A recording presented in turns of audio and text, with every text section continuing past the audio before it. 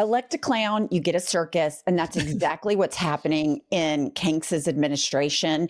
We've seen Pete Hegseth. He does not want the press to know what he's doing because he is so profoundly incompetent, and he is murdering people willy-nilly with zero evidence.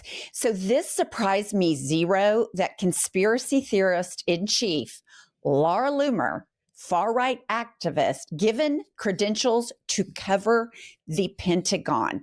So eating the dogs, eating the cats girl is now an accredited member of the press at the Pentagon, which is just sycophants, because none of the other press that we get mad at all the time because they sugarcoat and sanewash this administration, they walked out, so they put in eating the dogs, eating the cats girl.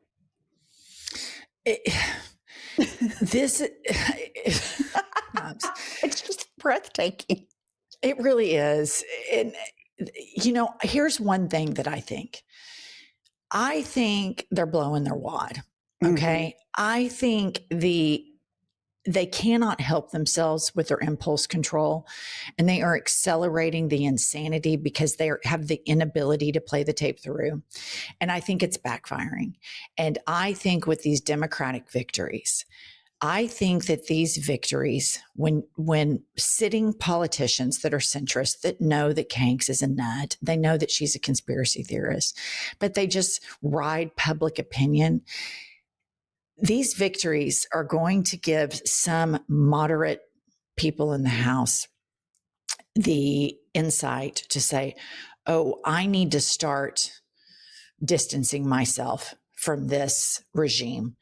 And public opinion is very, very powerful for centrist politicians that just want to stay in power again and again and again. And listen, I think they're cowards and all of that, but we'll take what we can get. And so good.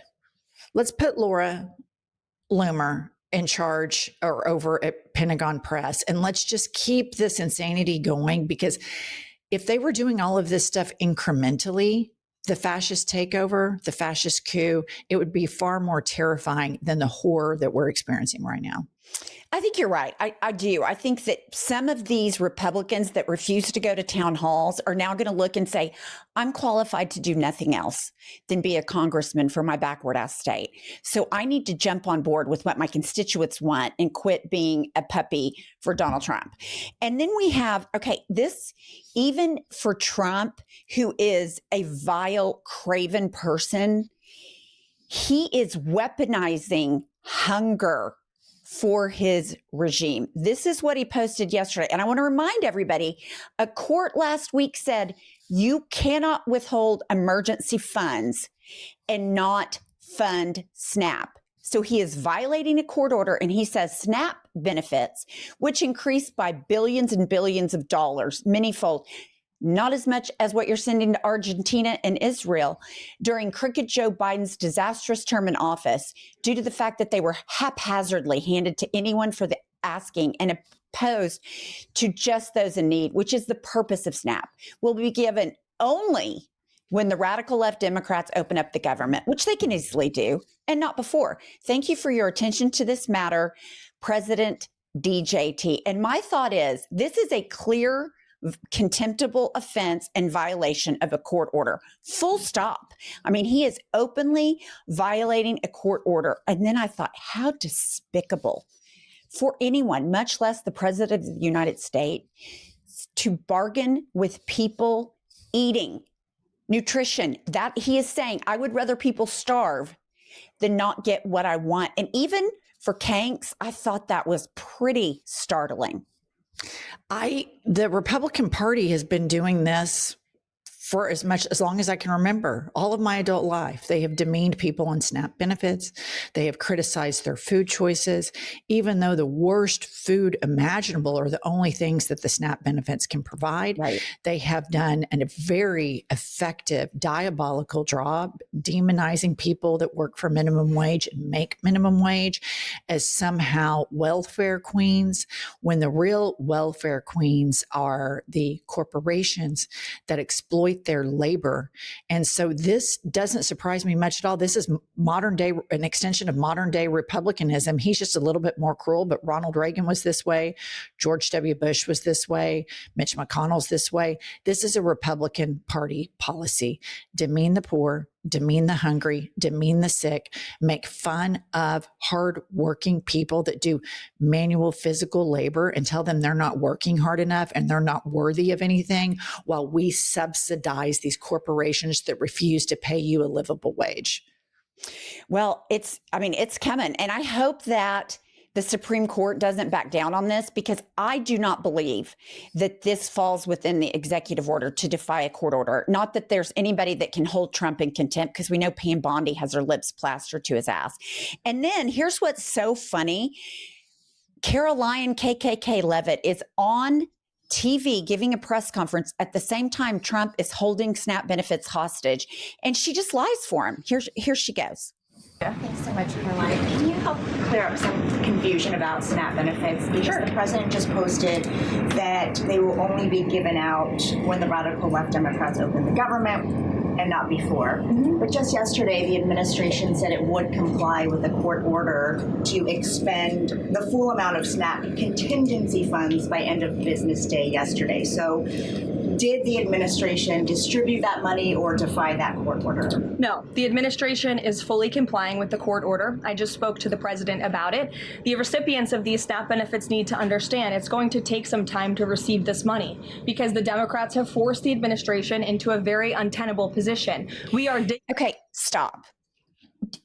She's a fucktwat, if I may use the word that we've coined. First of all, she knows that Trump is withholding the money. She knows there's a court order, so she's trying to pussyfoot around it, but she gets up there and they say to her face what Trump said, and she completely goes against him and says, oh, well, people need to be patient because it's the radical left Democrats. It's like, bitch, we are not as dumb as the MAGA voters that elected you, complete morons. It's just, she infuriates me every day. Yeah, and this is just what they're going to continue to do. This is what they do every single day.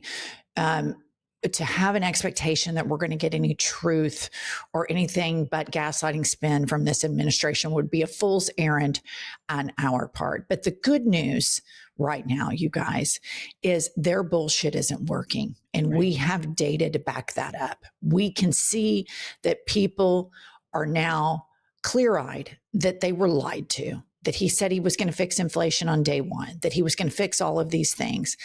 And they don't. Inflation is worse. The economy is worse because Kanks and the people surrounding him, the only economy they look at is the stock market, right? Which is to tell you how detached they are. So Karoline Leavitt will go down as one of the dingiest propagandists in world history, in my opinion. And these videos will be played for years and years to come in history classes. And I can only imagine that people will marvel at the stupidity of a portion of the American electorate that believes this bullshit. I completely agree. And then skipping ahead, we have Representative James McGovern, and he describes Trump, and it is so perfect. I don't think he goes far enough, but I think it's worth hearing. Republicans are choosing to go after nutrition assistance. Trump is doing this because he is a bad person. He's a lousy president and an even worse human being. He's weaponizing hunger and trying to rip food away from more than 40 million Americans, including 16 million children, for sadistic political leverage. How dare he? How dare he exploit the pain of hungry Americans? How dare he make working folks choose between health care and food? How dare he starve poor children who go to bed hungry? These people are sick in the head. Okay, that's good. Sick in the head. Here's the thing. He forgot he's a criminal. He's a narcissist. He has dementia. Sadistic, yes. But the overriding thing about Trump is he doesn't give a fuck. I mean, if we didn't know it before, it is obvious during this shutdown. He does not care about anybody but himself and money and taking more from the American people. So I don't think he went far enough, but I liked it.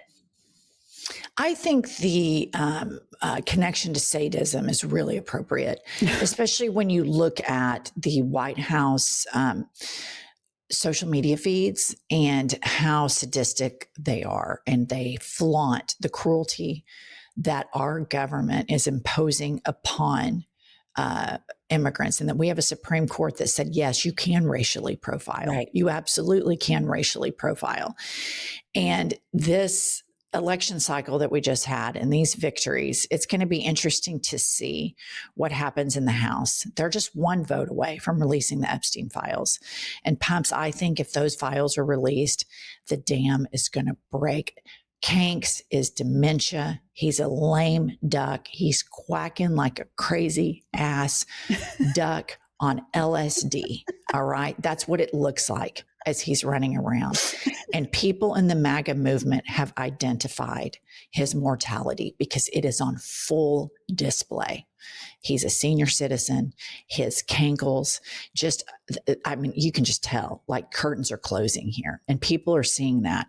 And so I hope that the Democrats keep the pressure on, and I hope public opinion pushes some cowardice Republicans to look at their constituents and say, okay, I'm going to get fucking leveled in the next campaign if I don't start stepping up to some resistance. So some of his colleagues might have had fun the last 6 months, but they're going to have to reassess these sadistic policies because that's what they are. And the last elections are a total rebuke on that. I completely agree. And I hope that they'll reconsider, but I don't know. Please like this video, subscribe to our channel, buy our book, Life is a Lazy Susan of Shit Sandwiches. It's linked in the show notes, and you can also get it in audiobooks. And we will be back with more news.